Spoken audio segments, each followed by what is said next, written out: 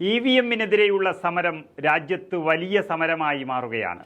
രാജ്യത്തിൻ്റെ ജനാധിപത്യ സംവിധാനത്തെ അട്ടിമറിക്കാനുള്ള നീക്കം അത് തകർക്കുമെന്ന ഉറച്ച പ്രഖ്യാപനത്തോടെയാണ് ഗോവയിൽ 1 ലക്ഷത്തിലധികം പേർ മെമ്മോറാണ്ടം സമർപ്പിച്ചിരിക്കുന്നത്.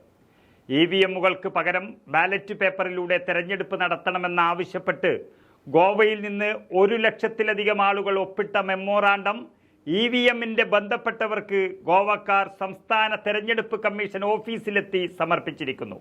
ആസാദ് മൈതാനത്തിൽ സംഘം യോഗം ചേരുകയും തുടർന്ന് പ്രതിഷേധക്കാർ മുഖ്യമന്ത്രിയുടെ വസതിയായ അൽഡിഞ്ഞോയിലേക്ക് മാർച്ച് നടത്തുകയും ചെയ്തു. പ്രതിഷേധക്കാരിൽ ചിലരെ പോലീസ് കസ്റ്റഡിയിലെടുത്തിട്ടുണ്ട്. തുടർന്ന് സമരക്കാർ സംസ്ഥാന തെരഞ്ഞെടുപ്പ് കമ്മീഷൻ ഓഫീസിലേക്ക് മാർച്ച് ചെയ്യുകയും മെമ്മോറാണ്ടം സമർപ്പിക്കുകയുമാണ് ചെയ്തത്. മോദി സർക്കാർ വന്നതിന് ശേഷം രാജ്യത്തെ ജനാധിപത്യ സമ്പ്രദായം വളരെ സംശയിക്കപ്പെടുകയാണ്. അത് അപകടമാണെന്ന് വിളിച്ചു പറഞ്ഞുകൊണ്ട് സമരം ചെയ്യുന്നതും നിവേദനം നൽകുന്നതും ഇപ്പോൾ ഒരു BJP ഭരിക്കുന്ന സംസ്ഥാനമാണ് എന്നതാണ് ഏറെ പ്രത്യേകത.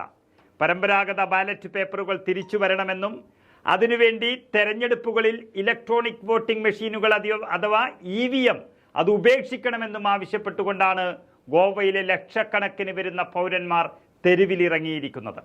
ഗോവയിൽ ആകെയുള്ളത് 11,50,000 വോട്ടർമാരാണ്. അതിൽ EVM വേണ്ട എന്ന് പറയുന്നത് 1 ലക്ഷം വോട്ടർമാരുടെ ഒപ്പുകളുള്ള പ്രസ്താവനകളാണ്. അതിൻ്റെ പ്രക്ഷോഭത്തിൻ്റെ സംഘാടകർ തെരഞ്ഞെടുപ്പ് കമ്മീഷനിൽ സമർപ്പിച്ചു ഇത്രയുമധികം ഒപ്പുകളിട്ട മെമ്മോറാണ്ടം എന്നത് ലോക്സഭാ തെരഞ്ഞെടുപ്പിൽ BJPക്കെതിരെ ഉയരുന്ന പ്രതിഷേധമാണ് ഇവിടെ വ്യക്തമാകുന്നത്. EVMകൾക്കെതിരെയുള്ള ഗോവാൻ എന്ന ബാനറിന് കീഴിൽ ആസാദ് മൈതാനിയിൽ സംഘടിപ്പിച്ച പ്രകടനത്തിൽ ഗോവയിൽ ഉടനീളമുള്ള നിരവധി സാമൂഹ്യ സംഘടനകളിൽ നിന്നും പ്രവർത്തകർ ഇരച്ചെത്തി. സുപ്രീം കോടതിയിൽ EVMകൾക്കെതിരെ വാദിച്ച അഭിഭാഷകർ ഉൾപ്പെടെയുള്ള പ്രാസംഗികന്മാർ ഇലക്ട്രോണിക് വോട്ടിംഗ് സമ്പ്രദായത്തിലെ പിഴവുകളും അതിൻ്റെ കൃത്രിമത്വത്തിനുള്ള സാധ്യതകളും ഉയർത്തിക്കാട്ടി സംസാരിച്ചു.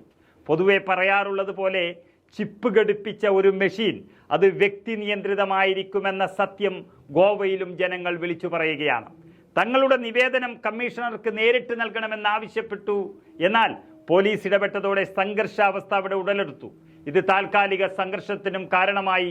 ഒടുവിൽ പ്രതിഷേധക്കാരുടെ 5 അംഗ പ്രതിനിധി സംഘത്തിന് തെരഞ്ഞെടുപ്പ് കമ്മീഷണറെ കാണാൻ അനുമതിയും നൽകി. EVM ഉപയോഗിക്കാതെ ഈ തെരഞ്ഞെടുപ്പ് ബാലറ്റ് പേപ്പറിലൂടെ നടത്തണമെന്നാവശ്യപ്പെട്ടുകൊണ്ട് അങ്ങനെ 1 ലക്ഷം ഒപ്പുകൾ അടങ്ങിയ നിവേദനം ഈ അവസരത്തിൽ മുഖ്യ തെരഞ്ഞെടുപ്പ് ഓഫീസർക്ക് കൈമാറുകയും ചെയ്തു. ഗോവയിലെ ആകെ വോട്ടർമാർ 11,50,000 വരും. അതേ സമയത്താണ് 1 ലക്ഷത്തിലധികം പേർ ഇതിനെതിരായി വരുന്നത്. അങ്ങനെ ഏകദേശം 10% പേരും EVMനെതിരായി തെരുവിലിറങ്ങിയ ഒരു സാഹചര്യത്തിൽ സമരം തുടക്കത്തിൽ തന്നെ വിജയം കാണുകയാണ്.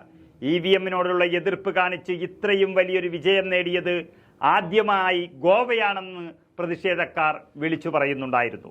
ഇത് ഈ രാജ്യം മുഴുവൻ വ്യാപിപ്പിക്കുമെന്നൊരു പ്രഖ്യാപനത്തോടെയാണ് ഇതിൻ്റെ നേതാക്കൾ സമരം നയിച്ചത്.